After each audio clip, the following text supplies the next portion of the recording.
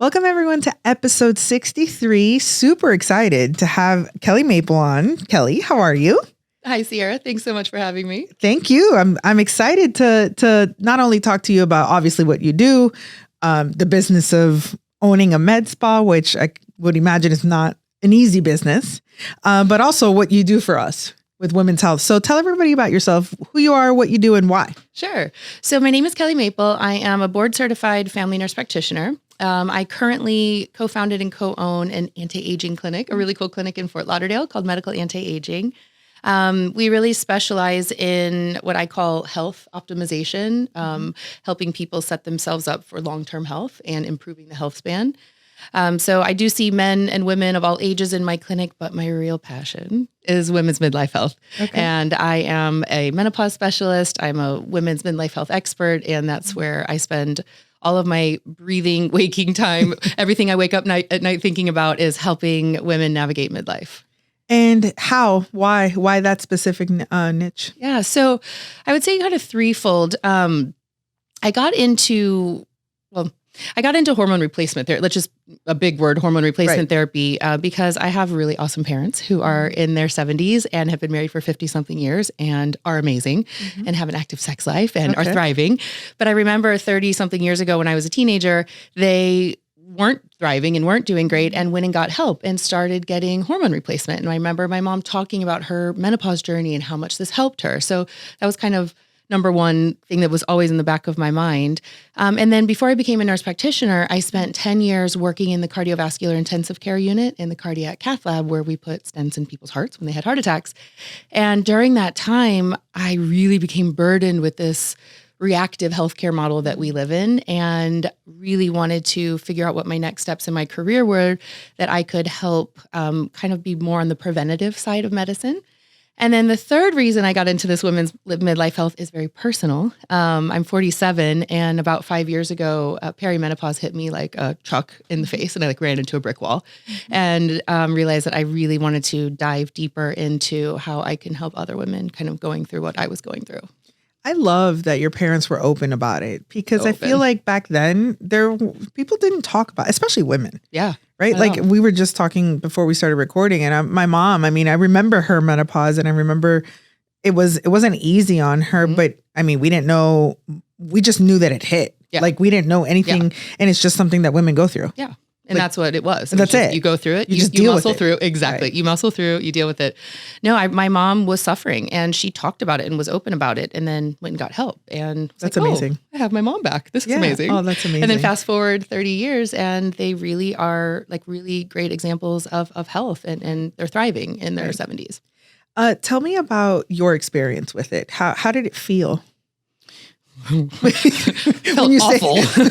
When you say that you felt like you hit a wall, but like, can you quantify that? Because there's going to be I already know whatever you were feeling, I'm feeling it. Yeah. So I know that know women, I'm surrounded by them that we're going through it and we're talking about it. And I feel like it is spoken about a lot online, but it's still just like, we don't know where to go. Correct. Yeah. So, you still feel like there's so much information that it can be really overwhelming. Correct. So for me, it was this gradual sense of just not feeling like myself. And that's what I hear from women a lot. I'll have someone sit in front of me and say, I don't know how to quantify this. I just don't feel like myself. I feel like my body is running away from me and I out of control and I can't stop it. For me, I was not able to focus. I, for the first time in my life, had anxiety. I had never had anxiety before. And anxiety just meaning this like overwhelming kind of sense of dread and not knowing where it's coming from. I was not able to focus well. My body was changing. I was gaining weight. Like I'm doing all the same things that I was doing before, but my body felt like it was running away from me. Libido changes, mood changes, all of the above. Then you have some of the physical things like night sweats, other things that were happening too. But it was really this overwhelming sense of like not knowing who I am and feeling that I just didn't know what to do and where to turn. And I was really lucky at the time that I was working in a practice in a primary care office as an NP, and the nurse practitioner there and the doctor there, we did a lot of hormones in the office, hormone replacement therapy. I had been working with that for a while, but I just thought, well, I'm too young for that. I'm too young for this. Right. And anyway, turns out I wasn't. So that's kind of how my personal story was, just not feeling like myself. That's incredible because that's exactly what's happened to me. And it was overnight. I woke up one morning and I didn't know who I was. And I don't know that I do still. Like I'm still feeling, but it is that sudden. Mm-hmm.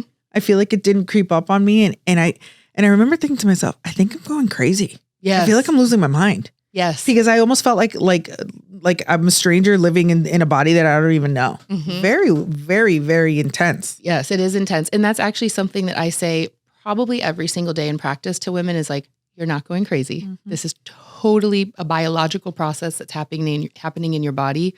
And just having that awareness sometimes can be so validating and so helpful to know that literally you're not going crazy. Right. And it's also helpful to know other women that have gone through it and have done something. Mm-hmm. So like I know several people that you have helped them through that and you're literally saving their lives. Like they're just like, I can't live without Kelley. Like I've been able to come back to normal. They're high performing women. And I remember feeling specifically, one of them was like, at 2:00 in the afternoon, I am worth nothing. Mm-hmm. I can't think. And after seeing Kelley, like I was able to do my job, which is crazy. It's just so, and I know that this can be derailed very quickly about like the lack of support for women's health. Mm-hmm. I mean, there's millions and millions and millions of women going through this. Well, 50% of the population. And of the 50% of the population, 100% of that 50% will go through this. Will go through it. So this is something I talk about all the time. You know, women's midlife health, perimenopause, menopause, and beyond. It is a women's health issue. This is not just a menopause issue. It is a women's health issue because this is a consequential time in a woman's life that can either set you up for success or can set you up for less than success going forward. And it's not just about how you're feeling in this moment. It's what our life is going to look like 10 years, 20 years, 30 years down the line. We are living for a long time after menopause. You know, 100 years ago, it didn't matter. Right. Age 50, end of the reproductive cycle was the end of our life. Okay. Right. Well, now because of modern technology, medicine, antibiotics, sanitation, reducing maternal mortality rates, we're living so much longer. And this area in a woman's life has just really been poorly studied, poorly understood until now. And I think now is an incredible time in women's health because we really are saying that we're not just going to accept saying we don't know as an answer, right? Women there's so much more education on social media. I mean, everywhere you look, you have to be hiding under a rock to not know that perimenopause and menopause is like finally getting, I would say, the attention that it deserves. Right. And with that attention, I think comes an overabundance of information, which is happening in general. Right. Then it's overwhelming. But really, when someone like myself is looking for a practitioner, what are some of the questions that we should ask you guys to make sure that we're landing with the right one? Oh, that's a great question. I think, first asking their experience with women in midlife. So do you see a lot of women going through perimenopause? Can you tell me a little bit about what perimenopause is? What's happening to me? And kind of hearing what they say back. I think that if I tell patients or I just educate women, if you go to a provider and you say, I don't know what's wrong with me, say you're in your late 30s, early 40s, and these changes are starting to happen, and you sit down, maybe you go to your GP, maybe you go to your gynecologist, and you kind of just get told, yeah, this is normal, and here's an antidepressant, or here's some anti-anxiety medication, or you really just need to like exercise more and work on your diet, do some yoga, have a glass of wine and go to sleep. You need to find another provider. That's dismissive. That is not accurate. You need to find another provider. That's a lot of them. Yes. And I don't think it's because I really, truly, it's a system-wide issue. And it's not a personal failure of those providers. When the Women's Health, and we can get into this, but just briefly, when the Women's Health Initiative study came out about 25 years ago, that was this very unfortunate press conference that came and said, we're stopping this big trial that was going on about women and hormones that said hormones cause cancer, take women off of their hormones. We have a 25-year vacuum, literally 2.5 decades of vacuum of education for medical providers. Even gynecologists admit they go through their medical school residency, their fellowship, they get maybe 1 hour, maybe one lecture on menopause care. They're reproductive experts, they're hormone experts in other ways. They don't get menopause education. Forget about it with a primary care provider. So it's not their fault. It's a system-wide failure, which is why some amazing providers now leading the forward march in this country are saying we need to better educate providers going forward. And it is changing, and it will change. Good. Yeah, that's encouraging to hear because I mean, I can't imagine the doctor that delivers babies and is in our woman parts, right? Checking for stuff, doesn't understand menopause. Yeah, that's wild. Kind of should. Yeah. I mean, they kind of go hand in hand. And they will going forward. I truly, truly believe that's that, encouraging. which is encouraging, which is why I say it's amazing time for us to be in this time now. It'll be going forward will be much better, but there is kind of this lost generation of women that I get really, really emotional about. I have women that come to me in their 60s, 70s, 80s, and they've been suffering and they're suffering. And at the time when they went through menopause, they got nothing.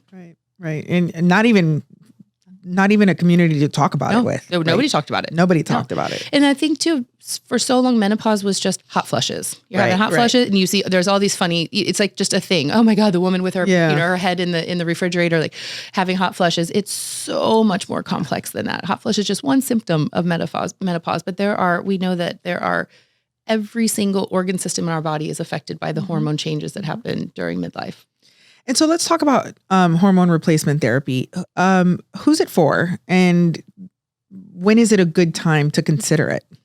So hormone replacement therapy is for anybody who wants to have that informed conversation, have shared decision-making, autonomy over their body. I mean, there's very few women who can't take hormones. There are some, and those are things that are absolutely valid. And we have other resources and tools to help. But for the most part, I tell women this all the time too, hormones are not arsenic. Estrogen is not carcinogenic. Women, our bodies are flooded with estrogen for most of our lives until menopause, until the ovaries retire. So hormone replacement therapy in many different forms can be for anybody for the most part. And when it comes to when is the right time, I tell women this all the time. Oh, you'll know. Oh, you'll know. Because when we talk about hormones, all we're doing is just replacing what our body was making it more abundantly before. So if your thyroid stops working, what do? We give you thyroid hormone. If other endocrine things in your body stop working, we just replace that. If you go to your doctor and your blood pressure is elevated, they're not going to say, oh yeah, that's just a part of the aging process. Cut down your salt and move on. No, they're going to say, we need to fix this. We need to treat this because there are consequences of having that raised blood pressure for a long time. So when to start is really, you'll know. You'll know. I sit with women all the time, and it doesn't, anyway, you'll know. Yeah. And so what about women in testosterone? Isn't that love it? Yeah. But talk to me about that, because that's also kind of something that's like relatively being spoken about that's newer, right? Like as a consumer of this stuff. Like I know that there's some women that love it, some women that it doesn't work for, and the pellet versus a cream. There's just so much. And this is not medical advice. You guys need to go see Kelley and get assessed. Absolutely. Just general information. So one thing that I think is really helpful for people to understand is that our ovaries make estrogen, progesterone, and testosterone in abundance throughout our life cycle. Testosterone is a female hormone. We think of it as a male hormone because men's testes just make more of it, but it is very much a female hormone. In this country, we do not have FDA on-label use for testosterone yet. I do see that coming probably in quite a while, but I do see that coming. Some other countries, Australia, the UK, they actually do have FDA approval for testosterone therapy for women. But testosterone for women can be very, very helpful for many things, including mood, energy, cognitive function.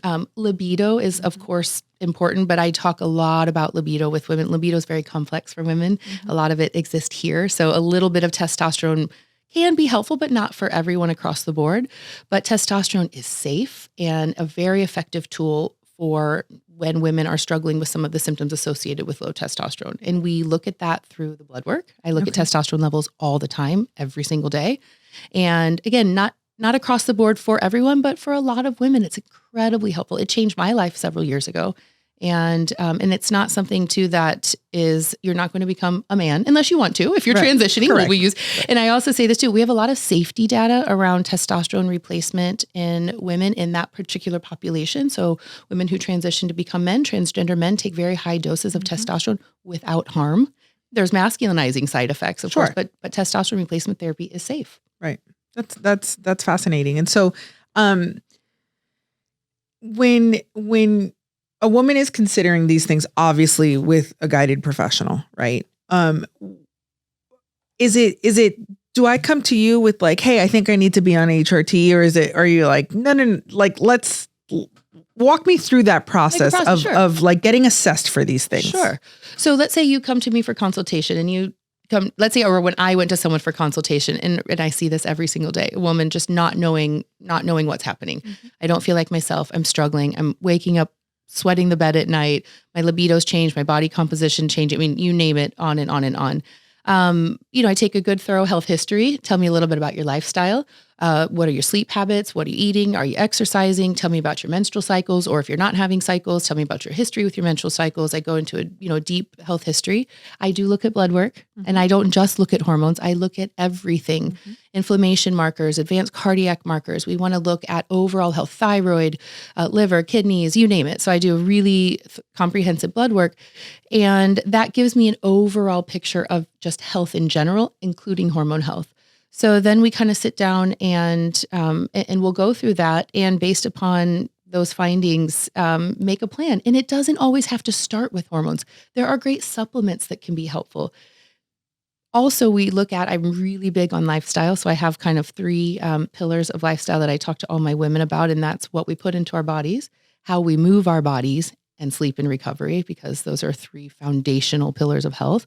So all of that together, we sit down and just kind of formulate a plan. And I have amazing tools in my toolbox that can be tailored and customized to whatever it is that you need. And it might also be that we need to make some lifestyle adjustments. If we're not moving, I'm pretty strict about movement because it's literally covers a multitude of sins, but also movement and exercise is so powerful for everything that we do. So it's just really developing a holistic and comprehensive look at your health, and kind of figuring out what tools in my toolbox will work for you. And those tools will change with time, right? If you are still having your menstrual cycle, your plan is going to look very different than if you've come to me in your post-menopause, right? So it's really looking at all of it kind of comprehensively and holistically. I love that. It feels easy. So that's good. It is actually, and that is the thing. It actually can be easy. It doesn't have to be that difficult. It's so funny how personal, which obviously it makes sense that it's personal. It's your health, but it's wild how personal it is for people to just like make the call and sit in the chair and answer those questions that you have about lifestyle, their change. There's embarrassment. Some of it, I'm just like, man, did I bring this on myself? There is that shame. There's embarrassment too, like having to sit there and tell you like, yes. I only exercise twice a week on a good week. You know? Yeah.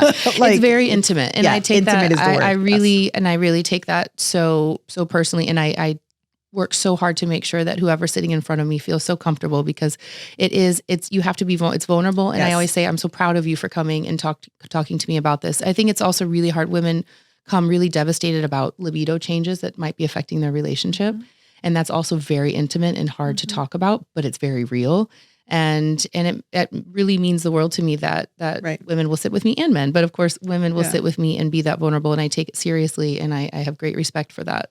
Well, I think that says a lot about you too, making the space comfortable and safe. So kudos to you for that.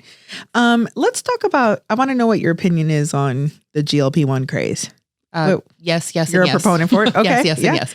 So first of all, GLP hormone is produced in our gut. It has been forever and ever. So it's something that our body makes.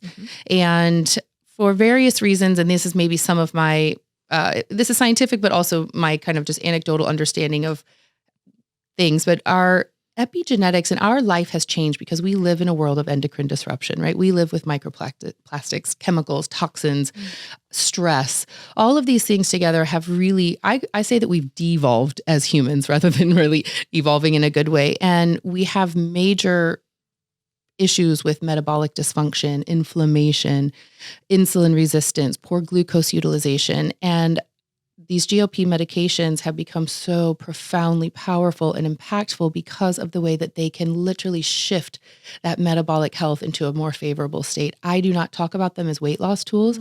I talk about them as tools of efficiency, as tools of metabolic health. And then the side benefit is that it can help us get to some of our body composition goals if we're doing the right things along with it. They're not magic bullets. I have I've been prescribing GLPs for probably, 7-8 years, even before they were popular for weight loss. I started in primary care using them for diabetic patients. And now when we use them more functionally, I use them to improve insulin sensitivity, reduce inflammation, improve metabolic health with really tight parameters around lifestyle. Like I really kind of, it's like it's it's a shared decision-making, shared responsibility that as long as we maintain our protein intake and get strength training in, you can use a GLP successfully and not lose muscle, not destroy your metabolism, but actually improve your health. And in the longevity space that I live in, really top leading medical experts say that if you could put all of your patients on one peptide, it would be a GLP. They are powerful. They're misused. They're mismanaged. They're not prescribed appropriately. People aren't given proper education around them. And that's where bad things happen. But overall, they are incredible tools for health. Yeah, that's encouraging to hear for sure. And incredible tools for women's midlife health. Oh, good. I use GLPs all the time for women navigating some of the metabolic and body composition changes through midlife. Awesome. They're incredible. Oh, okay. That's big fan. Check. Yes. Big fan. Do you have your prescription book here? Can you just yes.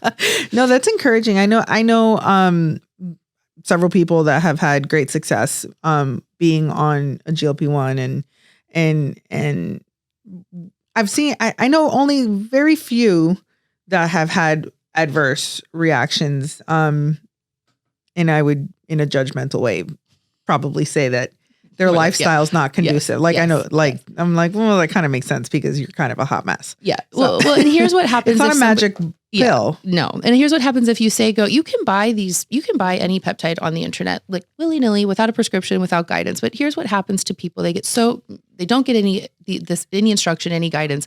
They ramp up dosing really fast. They're not eating. They're not staying hydrated. And yes, they might lose a lot of body fat, but they're losing a profound amount of muscle at the same time.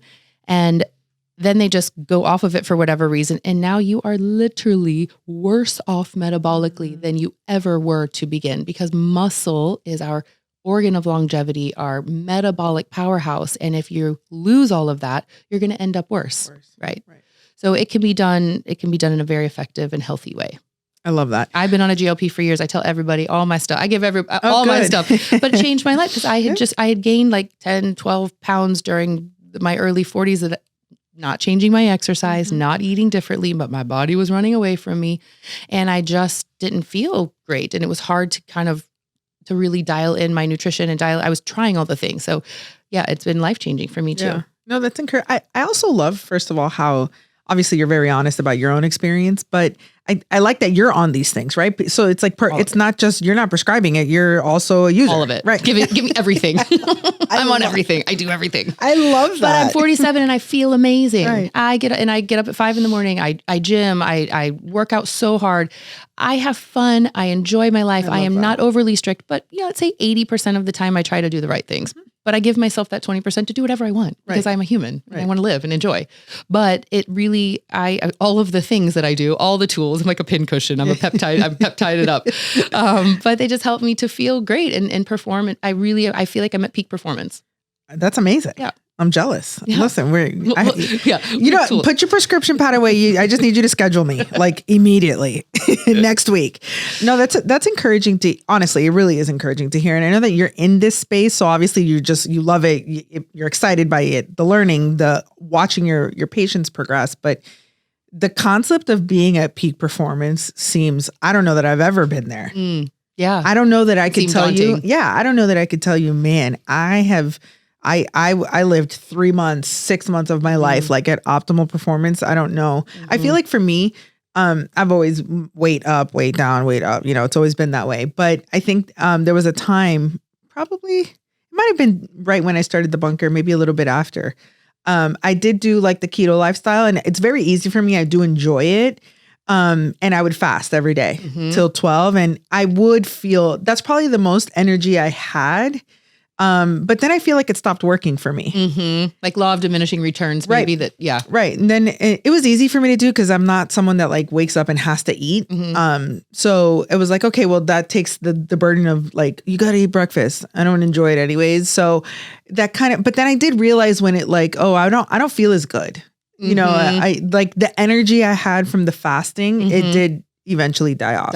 It didn't. Yeah. I would say it probably lasted me about 6 months where I could feel like a good sustainable amount of like consistent energy. That's probably and still, I don't think I was at optimal. I wouldn't call it optimal. I just had, some sort of energy. Well, you know what I talk about a lot? Again, going back to this fact that we live in a really disrupted world. It's just, we live in a world of assaults, stress being the biggest one of them in lifestyles. We don't sleep enough. We're overworked. We're all of the things. We're overstressed. Cortisol levels running high. But I tell my patients, like, trying to kind of muscle through or just go at it barebacked is like going to a drone battle with a musket in your hand. It's the same thing with before we had GLPs, and I would have patients coming to struggling with their weight. It was so hard. I did not have great tools, and I would try all of the things. Let's look at your macros. What are you doing for exercise? All of this stuff, but I didn't have, they were still bringing their musket to the drone battle of life. And so what we have now in whether it be hormones, other peptides, also lifestyle is really that level up, kind of going to a level, playing on a level battlefield. Yes, a level playing field and bringing the right tools.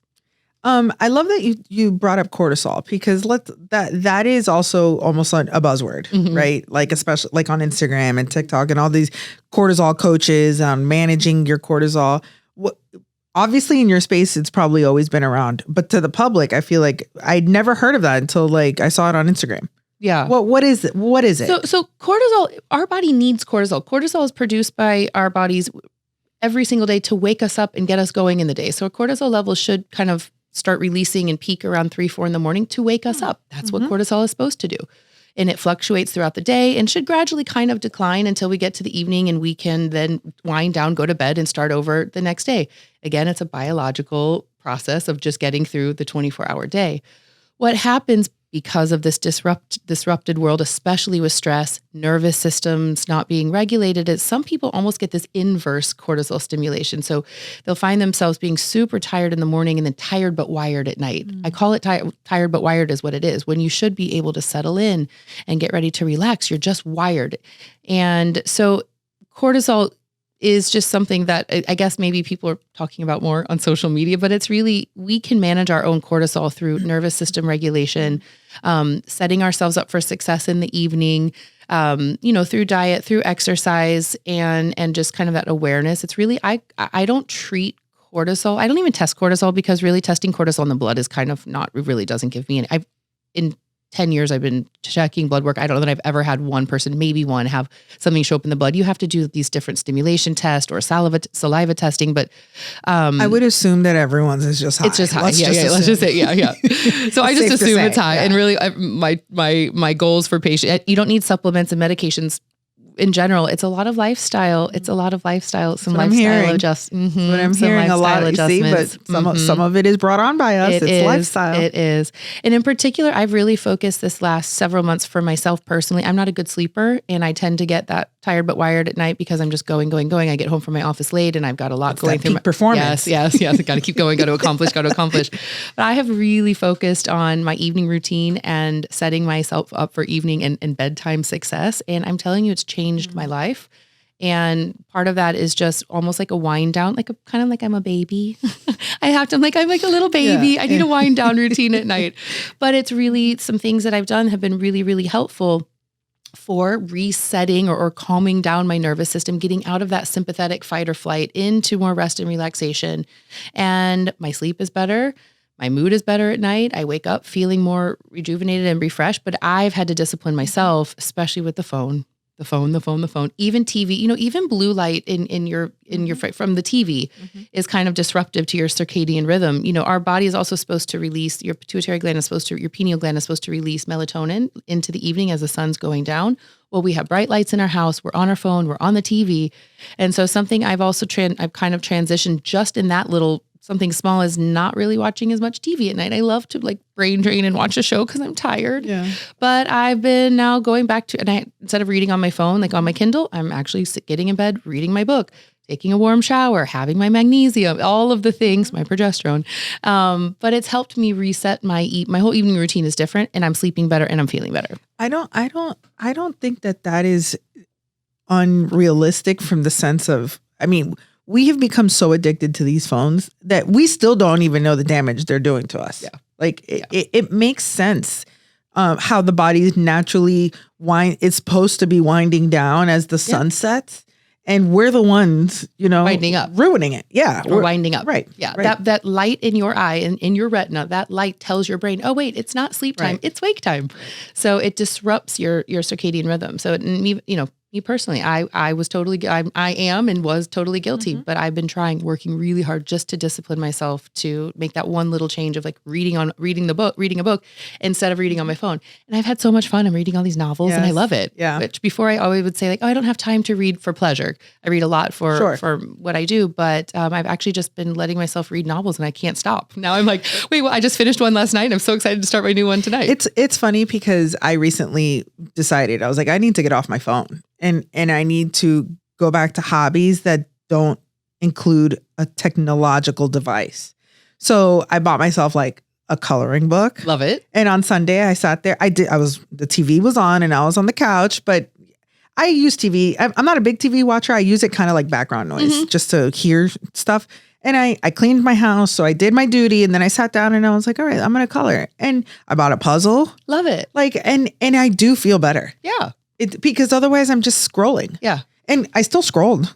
Sure. But I scrolled 3 hours less. Less, for sure. Because all the work I had to do that day was done. So the natural next thing is you're on the couch and you're rotting, which is fine. Yeah. I need a rot day anyways, like mentally. Also, yes. Yeah. But it's still just watching dog videos, which make me happy, but it's also just not, it's stimulation. It's stimulation. And then you realize, I also realize that it's just like I'm watching these 6-9 second clips and for an hour, I'm taking in a lot of stuff. Yeah.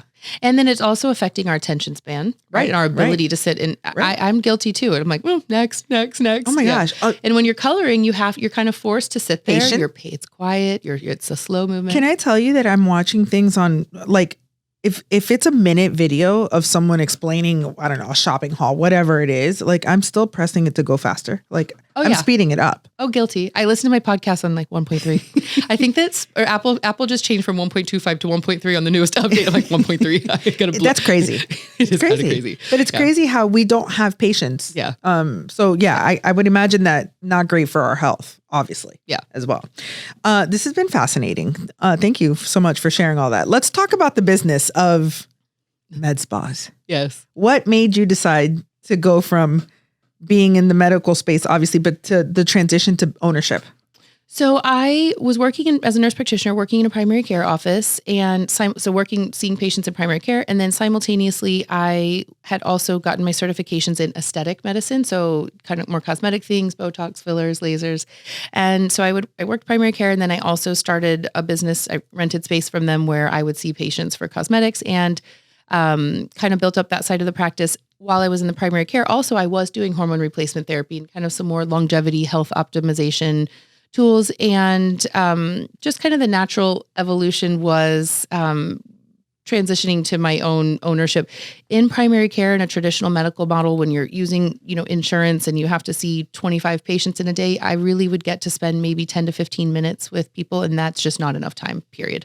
It's a terrible model and patients suffer with that. So, part of that was that I wanted to be able to dedicate time and really, really put effort into understanding what patients need. So I kind of combined the two and then opened up a clinic. So I'm really a medical clinic. It's a medical practice. I do about 30% aesthetics, but the other 70% of my practice is medicine. And it's been absolutely wonderful to be able to help people on my terms and meet people where they are and have a safe space and a beautiful space and not a stressful space and not a sterile space where I can truly make a difference in people's lives. So that's kind of how that transition happened. So I opened the clinic with a partner, a co-founder about 2.5 years ago. And I've learned a ton.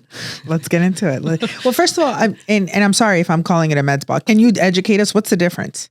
Oh, so I think that probably a medical spa just mostly focuses on medical aesthetic treatments. Okay. Yeah, aesthetics. So they might also have like an esthetician, maybe an aesthetic injector. Yeah, so a little bit less medicine. So I'm more, that's why I'm in a medical practice. You're more medicine. I offer medical aesthetics. Correct. Yeah. So it's the opposite. Yeah. Just a little different shift there. Okay. But yeah, so I have. So what have you learned about yourself, first of all, being in the entrepreneur spot for almost 3 years? I would say the biggest lesson that I've learned is that I need to trust my gut, and I've learned how to be more assertive and trust in myself. I had major imposter syndrome when I first started because I had not been in that space. I grew up around, my father's an entrepreneur. My partner who I'm with owns his business, is an entrepreneur. But I had not been having those conversations, those business type conversations and relationships. And I doubted myself, and I had a lot of self-doubt. And because of that self-doubt, I also didn't assert myself in times when I needed to be more assertive and trust myself. So this is something, hindsight's always, 2020. Always.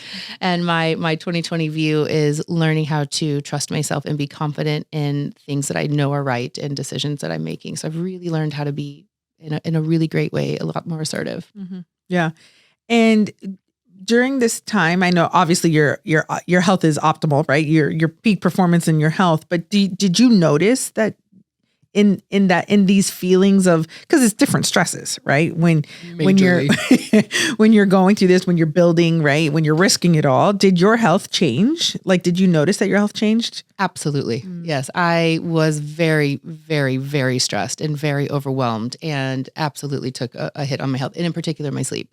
I didn't sleep well for probably 18 months. Wow. And it was my own fault. And it was just it was just reactionary. I was living in this reactive state. And I was also living in a really nervous system overdrive situation. So I had to like step back and reassess and kind of recalibrate some things. And knowing that whatever's there today is still going to be there tomorrow. And it's okay if it doesn't get done today. It can get done tomorrow, and it's going to be okay. There's always work for tomorrow. Right. Yeah. So, that was something, but I was very, very stressed and very overwhelmed, and it took a toll on my mental health, and my physical health too. Right. Yeah. Sleep is something that is so unbelievably important, and I didn't value it, and I didn't prioritize it. And I probably aged myself a little bit long-term. I know the consequences of getting poor sleep. So that's why I've been on this like really big sleep journey, which sounds so weird, but it's so foundational to health.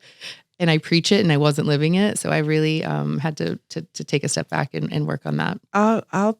I've been open 6 years, and this has been, I don't have any children, and I know that being a mother or a parent is probably for sure the most challenging thing, right? But I haven't experienced that, and I'm not going to. But this is I have some friends that have said a business is harder than parenting. I was just, when you were done, I was about to say, I'm not really sure. I think business ownership might be quite up there, if not harder, in a different way. Yeah, I think that this is so raw.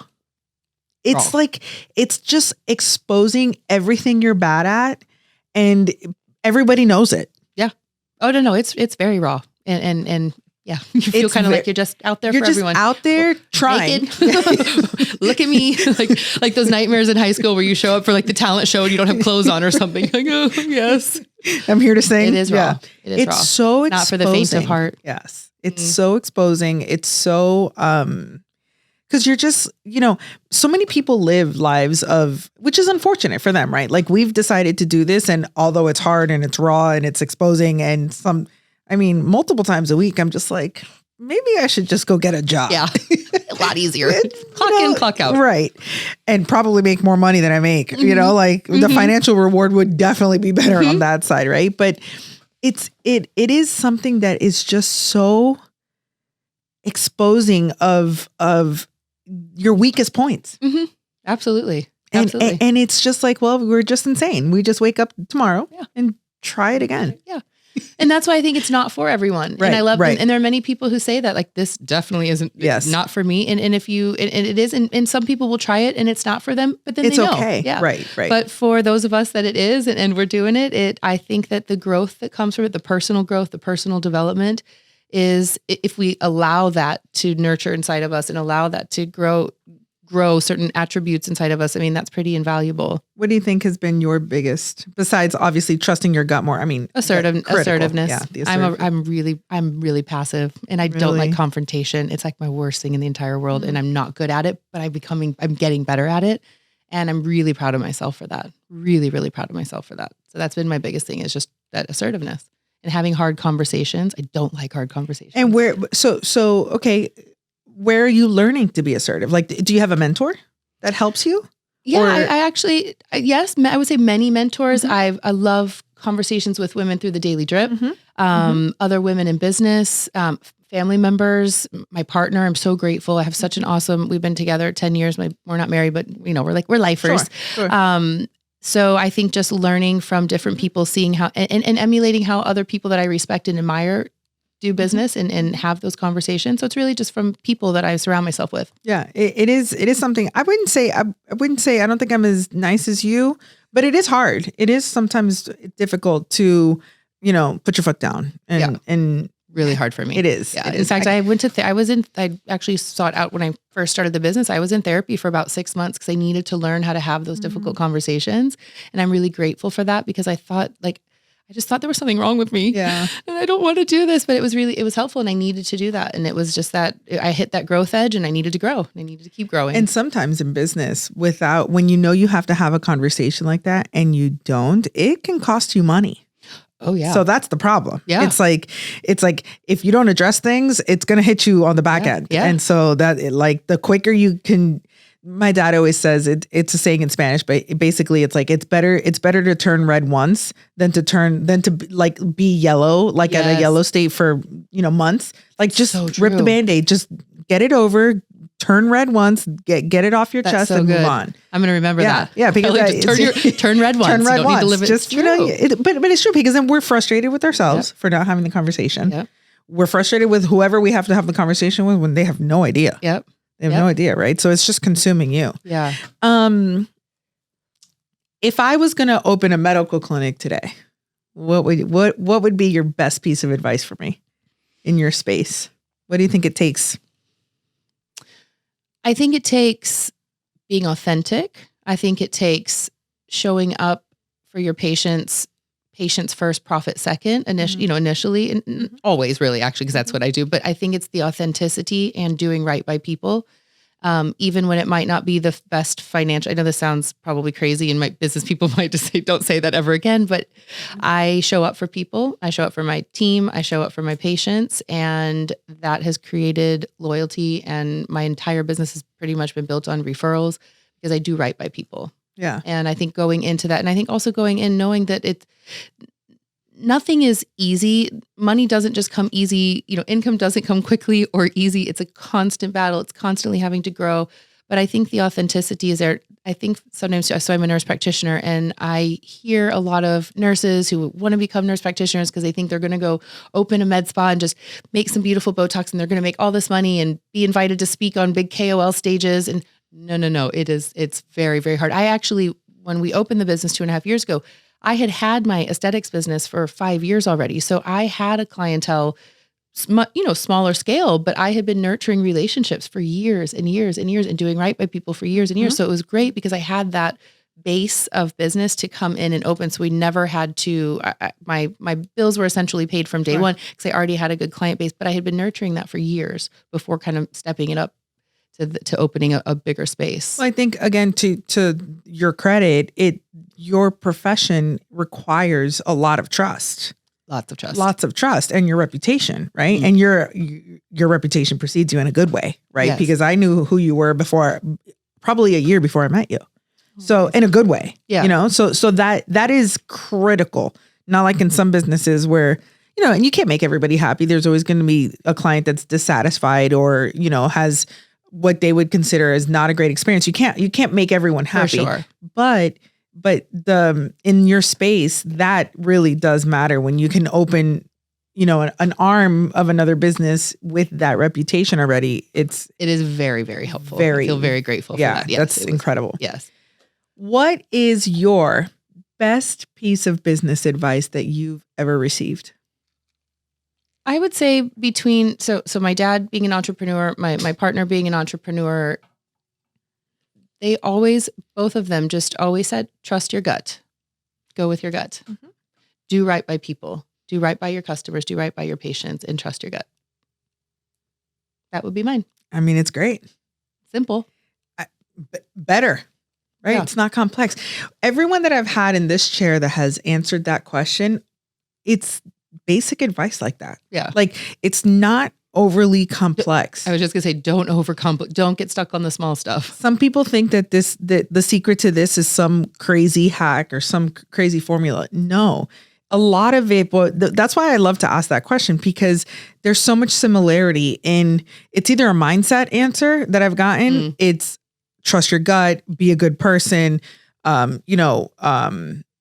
lead with your heart. It's very, very, very basic human principles, which is fascinating to me, which is why I love to answer that, ask that question, because the premise of the pod is really to help people. Like, my industry is very supportive. I don't know if your industry as a whole is, like, especially with competition, like there's a lot of collaboration in my space.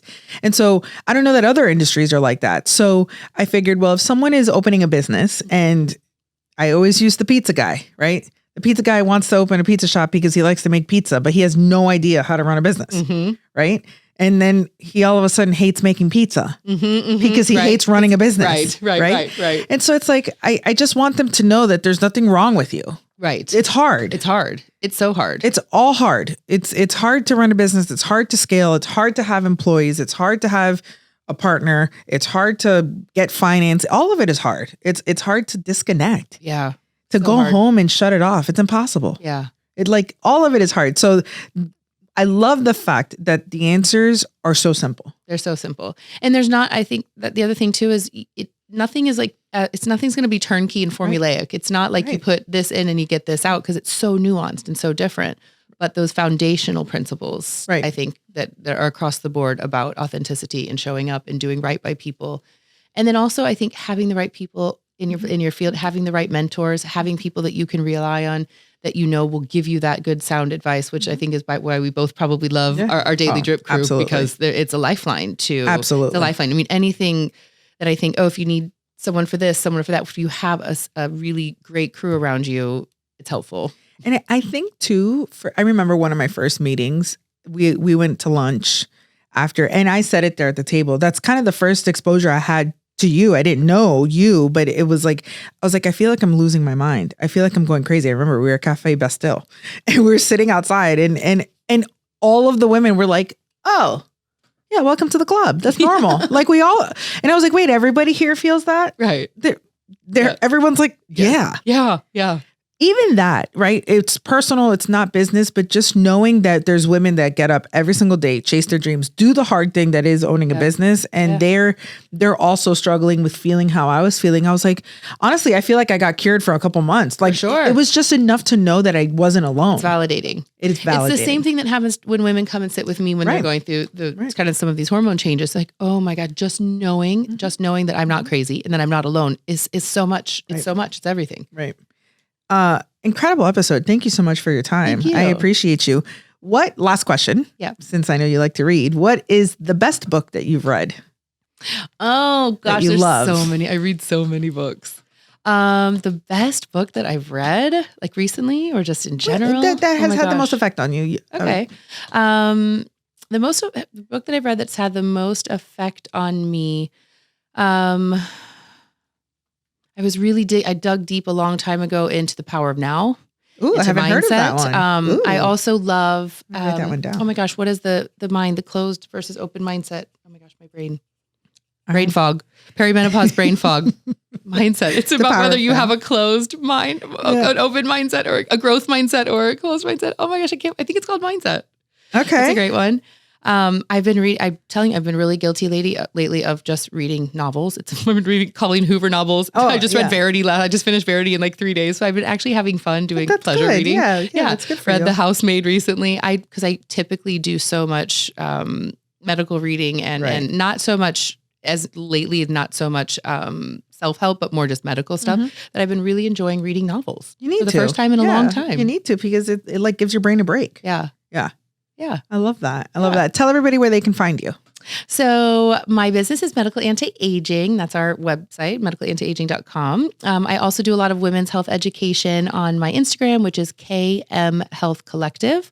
And that's it. And I'll put it in the show notes. Thank you so much for your time and for, sharing not only what you do with us, but also just doing what you do and saving us all from ourselves, because we need you. So I appreciate you. I appreciate you. Thanks so much. Thank you.